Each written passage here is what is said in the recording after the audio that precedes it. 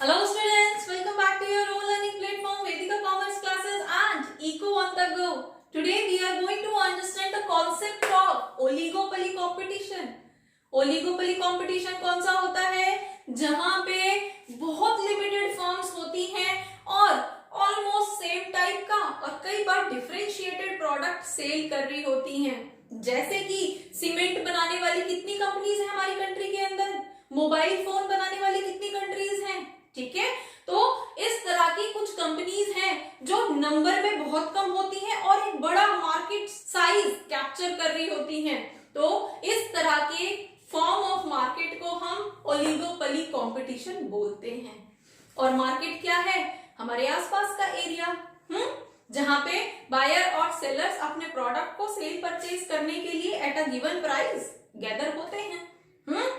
अब क्योंकि आप इकोनॉमिक्स के स्टूडेंट हो इसलिए आप डिफरेंशिएट कर सकते हो कि ये प्रोडक्ट तो ओलिगोपोली का है, ये प्रोडक्ट जो है, ये मार्केट कंपटीशन जो है, ये फॉर्म्स ऑफ मार्केट, ये परफेक्ट मार्केट के अंदर आती है क्योंकि आप इकोनॉमिक्स के स्टूडेंट्स हो। नॉर्मल लोगों को तो अपने आसपास की मार्केट ही नजर आती है।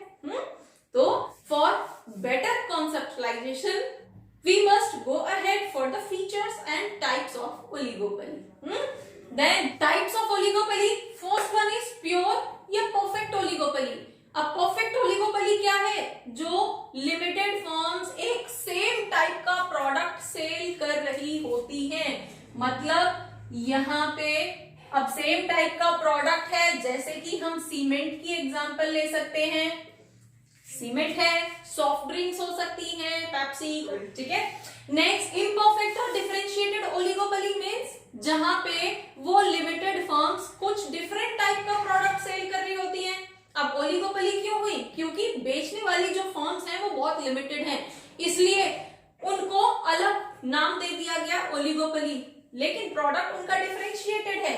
जैसे कि अब डिफरेंशिएटेड प्रोडक्ट है, जैसे कि हम एग्जांपल ले सकते हैं ऑटोमोबाइल। अब कार है, कार सेम टाइप की है ना। कार तो कार है, लेकिन सारी कार सेम तो नहीं होती, सब में फीचर्स अलग होते हैं, छोटी है, बड़ी है, स्पोर्ट्स कार है, ठीक है। तो प्रोडक्ट होमोजीनियस है, मोर और लेस सेम टाइप का है, लेकिन डिफरेंशिएटेड है। और ये फीचर मोनोपोलिस्टिक का आ गया है यहाँ पे। नेक्स्ट इज कोल्यूसिव और कोऑपरेटिव ओलिगोपोली। अब कोल्यूसिव या कोऑपरेटिव में जब ये फ्यू फर्म्स मिलके एक साथ डिसीजंस लेते हैं अपनी ग्रोथ के लिए, ठीक है, अपनी इंडस्ट्री को आगे बढ़ाने के लिए, जब ये फर्म्स मिलके काम करती हैं तो उसको हम कोल्यूसिव या फिर कोऑपरेटिव ओलिगोपोली बोल देते हैं, ठीक है।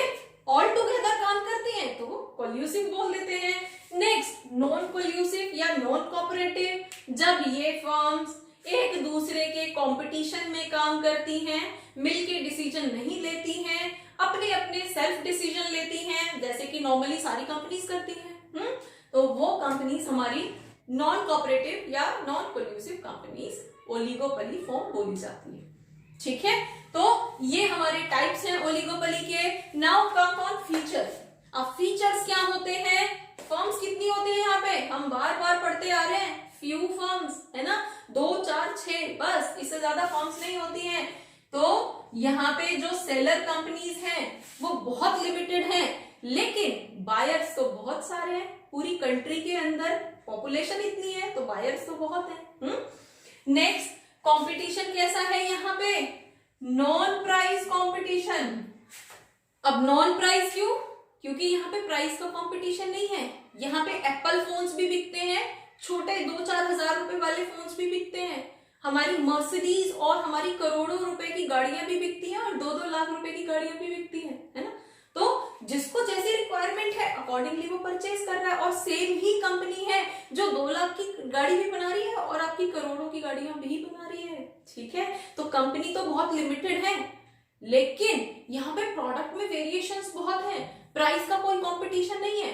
अब जो हाई इनकम लेवल से बिलोंग करता है कंज्यूमर, वो 2 लाख रुपए की गाड़ी खरीदेगा क्या?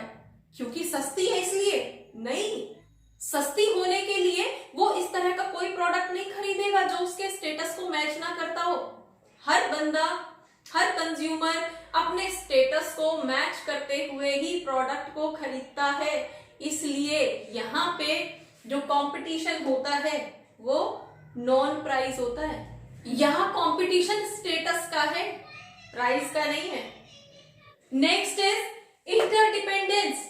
जो लिमिटेड फर्म्स हैं वो अपनी पॉलिसीज के लिए एक दूसरे पे डिपेंडेंट होते हैं। जैसे कि अगर एक फर्म ने प्राइस डाउन कर दिया तो दूसरी फर्म इमीडिएटली अपने प्रोडक्ट के प्राइस डाउन कर देगी, जिससे कि उसका जो मार्केट शेयर है वो दूसरे प्रोडक्ट की तरफ अट्रैक्ट ना हो जाए, उसका मार्केट शेयर लूज ना हो जाए। इसलिए वो अपना डिसीजन इमीडिएट बेसिस पे इसलिए लेती है क्योंकि दूसरी कंपनी ने कोई डिसीजन लिया है। ठीक है, तो अपने डिसीजंस के लिए ये कंपनीज एक दूसरे पे इंटरडिपेंडेंट होती हैं।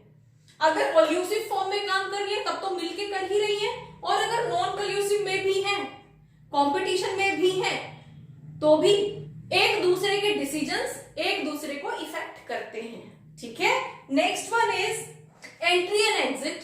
यस, अब एग्जिट तो कोई भी कर दे, जो एग्जिट कर देगा बची हुई फर्म्स को फायदा ही होगा, है ना। उसके कस्टमर्स भी, उसका मार्केट शेयर भी रिमेनिंग कंपनीज को मिल जाएगा। ठीक है, तो एग्जिट तो बहुत इजी है, लेकिन एंट्री, ये कुछ ही फर्म्स हैं जिन्होंने पूरे मार्केट शेयर को कैप्चर कर रखा है, तो क्या वो किसी को भी एंटर हो जाने देंगे? नहीं, बहुत टफ है। ठीक है, तो यहाँ पे जो एंट्री है वो टफ है ना। मोनोपोली के अंदर था ना ये feature. Next is selling cost. अब सेलिंग कॉस्ट क्या है? Cost plus profit, selling price, है ना। अब हम जिस प्राइस पे सेल करेंगे उस प्राइस में कितनी सारी चीजें इंक्लूडेड है। हमने मैन्युफैक्चर किया है, हमने बहुत सारे एक्सपेंसेस उस पे किए हैं, प्लस हमने एडवर्टाइज की है, बहुत सारी एडवर्टाइजिंग की है, बहुत सारे मोड से की है। एक बड़ा अमाउंट हमने कंज्यूमर को कन्विंस करने के लिए खर्च किया है, तो वो कहां जाएगा? वो भी तो इस सेलिंग कॉस्ट के अंदर ही इंक्लूड होगा ना। हाँ, सेलिंग प्राइस के अंदर हमारे पास बहुत सारी चीजें यहाँ पे इंक्लूड की जाती हैं। Clear? Next is group behaviour. अब ग्रुप बिहेवियर क्या है?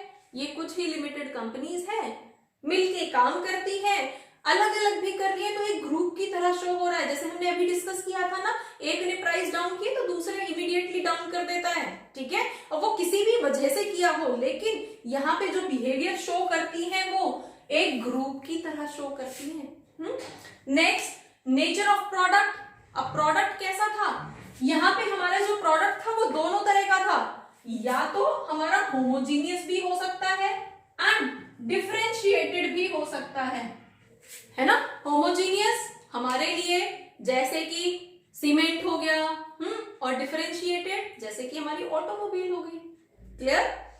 Next, indeterminate demand curve. Indeterminate demand curve means यहाँ पे प्राइस का कंपटीशन ही नहीं है।